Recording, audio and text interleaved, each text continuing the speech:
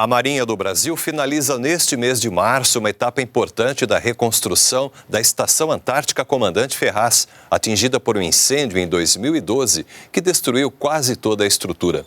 A estação é uma base mantida pelo Brasil na Antártida.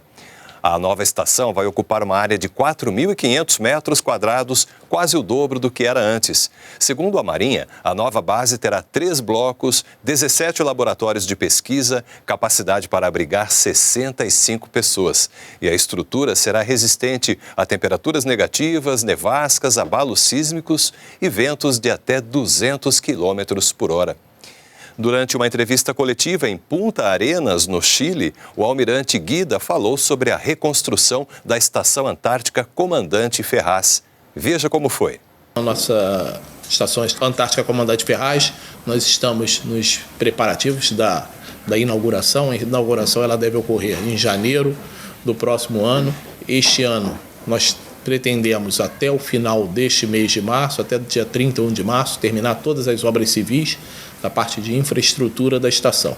A partir daí nós começaremos o comissionamento, que não são só testes voltados para o funcionamento dos equipamentos, e sim nós levamos os equipamentos até o limite, porque é uma área que nós precisamos que esses equipamentos estejam funcionando sempre numa situação próxima às quais eles foram projetados. Então nós não podemos ter falhas nesses equipamentos. Então, durante esse próximo inverno e também no próximo verão, até a entrega da estação, nós faremos o comissionamento dessa estação, que, como já foi dito, são esses testes voltados para o funcionamento no limite dos equipamentos.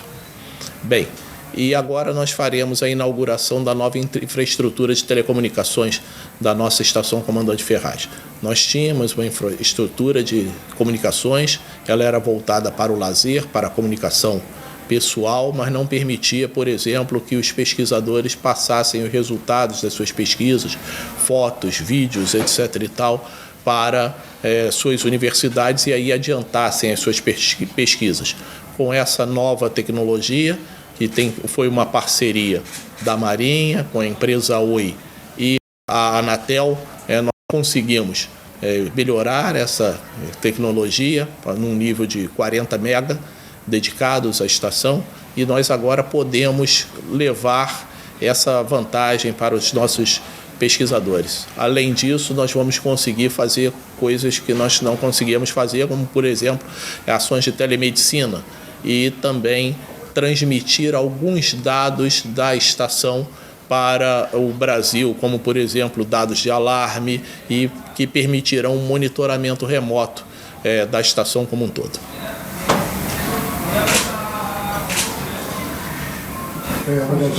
Perguntas? Essa transmissão ela vai ser democratizada para outras instituições, além das faculdades específicas?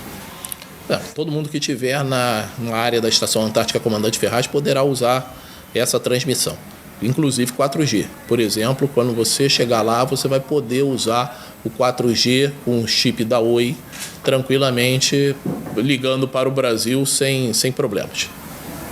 Você poderia falar um pouquinho mais sobre essas ações de telemedicina? Na realidade, nós não tínhamos a banda dedicada para comunicações na estação, ela só permitia que nós fizéssemos comunicações pessoais, limitadas, bastante limitadas, e algumas ações administrativas.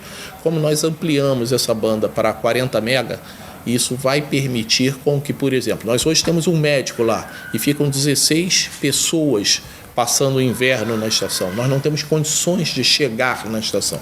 Então, alguma emergência, esse médico poderá ser orientado, por exemplo, pelo Hospital Naval Marcílio Dias, para que nós possamos resolver o problema da pessoa, ou pelo menos melhorar, mitigar o problema da pessoa, do enfermo.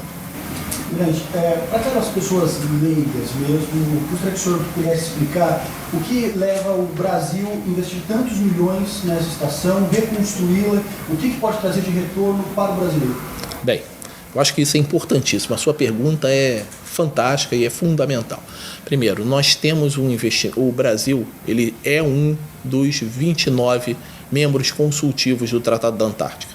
Eu gosto sempre de contar uma historinha que eu acho que é o começo dessa grande necessidade do Brasil estar lá.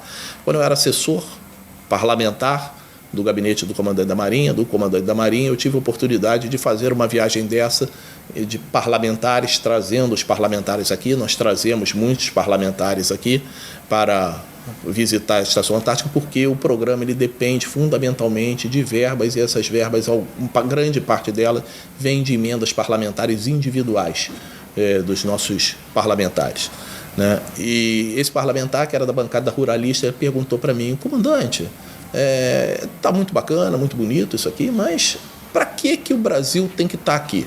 Falei: o senhor tem uma fazenda? Tenho. Se chove na sua fazenda, é graças à Antártica. A Antártica é um continente, ele é 1,6 vezes o tamanho do Brasil, e ele é o grande regulador térmico do nosso planeta, não só do hemisfério norte, do hemisfério sul, como do nosso planeta. Toda a parte de circulação marítima, etc. e tal, ela é influenciada fundamentalmente pela Antártica. Agora nós estamos entrando nos períodos das frentes frias no Brasil. As frentes frias, elas nascem na Antártica, tá? Então, o primeiro aspecto é a regulação térmica, né? A parte climática, etc. e tal, nós conhecermos o continente como regulador térmico. Segundo, em termos de...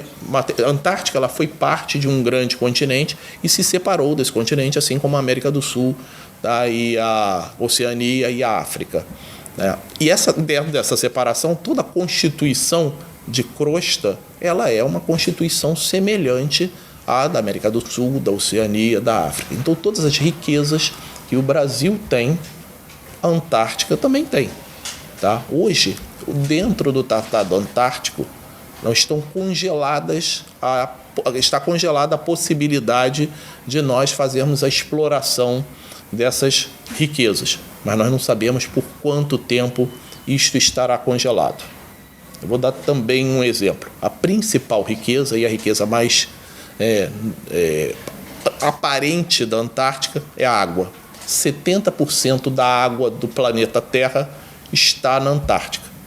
Nós nascemos e vivemos ouvindo falar que o Brasil era o grande manancial do mundo em termos de água. Na realidade, o grande manancial do mundo em termos de água é a Antártica. No Brasil, a água está mais livre, está mais fácil de explorar. Então, se nós pensarmos na água como commodity, que um dia será, nosso grande contendor será a Antártica. Então, nós temos que influenciar se, por exemplo, esta água ou esta riqueza, ela será explorada ou não. Hoje, todo o sistema do Tratado Antártico ele é muito voltado para a tecnologia, tá? E nós temos que discutir, para a ecologia, né? E nós temos que discutir o que é bom para o Brasil. Se é bom preservar a Antártica ou se é bom explorar a Antártica. E para isso é importante que a gente tenha direito a voto e a veto no Tratado Antártico. E nós só teremos direito a veto no Tratado Antártico se nós fizermos pesquisas consistentes na Antártica. Para nós fazermos pesquisas consistentes, nós temos que ter navios que apoiem essas pesquisas, né? Temos que ter uma estação que apoie essa pesquisa, uma estação que seja a casa brasileira na Antártica. E, por último, uma coisa que é pouco conhecida na Antártica e por todos, mas que cada vez mais a gente vê pesquisas, é a parte de biodiversidade. Por exemplo, a Fiocruz, ela está entrando no ProAntar agora, com diversos interesses. A Fiocruz é uma entidade nacional que é extremamente respeitada e dá resultados há mais de 100 anos. Então, só esse interesse da Fiocruz no nosso programa, no Programa Antártico, por si só já demonstra o potencial biológico que a Antártica tem. Por exemplo, uma coisa que eu aprendi lá na Fiocruz, nós temos uma dependência muito grande de importação de material que faça anticongelante para algumas cirurgias. E tem alguns organismos na Antártica que têm esse material ou que tem essa capacidade anticongelante e que pode ser explorada. Então não é só o que a gente possa vir, o que já está latente e presente lá no nosso continente. Tá? E por fim, eu acho que também tem vamos dizer assim, a parte que nós podemos dizer que é a parte voltada para a proximidade do Brasil da Antártica. O Brasil, a Antártica está no nosso entorno estratégico. A nossa base na Ilha Rei Jorge, ela está mais próxima de Porto Alegre do que Porto Alegre está de Porto Velho. Então é muito importante que a gente esteja presente dentro do nosso entorno estratégico. Vencida a etapa da estação, qual será a prioridade do plantar e que aspecto, em que ponto entra essas gestões dos senhores em relação ao Congresso para buscar mais verbas a projetos depois de consolidado o projeto, essa reconstrução da estação? Bem, nós já fizemos, a prioridade seria a construção de um novo navio polar com capacidade de quebra-gelo.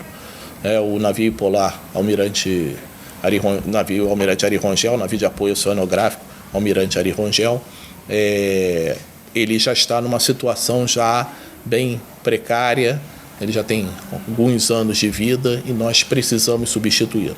Nós já conseguimos, com o apoio do Congresso e com o apoio do Executivo, recursos para fazer um novo navio de apoio antártico. Nós estamos iniciando o projeto e a gente espera que nos próximos anos nós já tenhamos um novo navio de apoio antártico com uma capacidade pequena, mas já de quebra-gelo. Né? Um navio que é IP6 é um termo técnico, né? Mas está dentro do Código Polar com a capacidade de quebrar gelo de até 1 metro, um gelo de 1 ano, de até 1 metro de espessura. Quanto que é o gasto, mais ou menos? Cerca de 500 milhões de reais esse navio.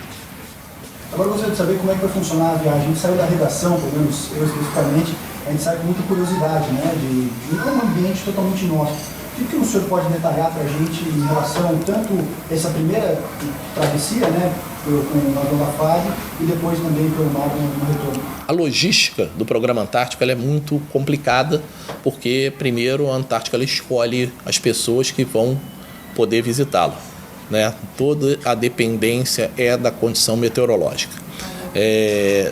A primeira parte da viagem é uma travessia no Hércules C-130 para a ilha, já na Ilha Rei Jorge, para a base de Frei, que é uma base, Eduardo Frei Montalva, é uma base chilena que tem uma pista de pouso. Lá vocês irão embarcar em um dos navios que fazem a pesquisa antártica, o navio polar Almirante Maximiano ou o navio de apoio oceanográfico Ari Rongel. Correção, o navio de apoio oceanográfico Ari Rongel ou o navio polar Almirante Maximiano. Contrário. Né? Então nós embarcaremos lá nos navios e por lá nós iremos à Estação Antártica Comandante Ferraz.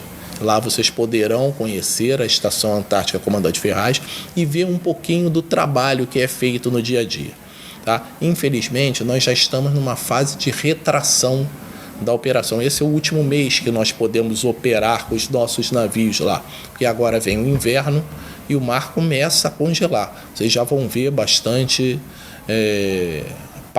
algumas áreas congeladas e muitos icebergs. Então, nós temos que retrair com os navios.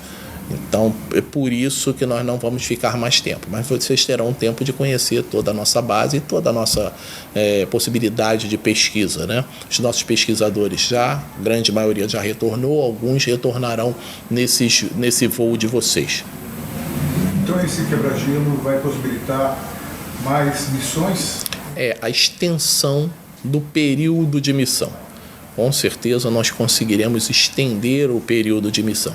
Por exemplo, o navio Ari Rongel, há 2 anos, ele ficou cerca de uma semana parado aqui nos canais chilenos, aguardando para ir para a Antártica, porque o Drake ainda estava congelado.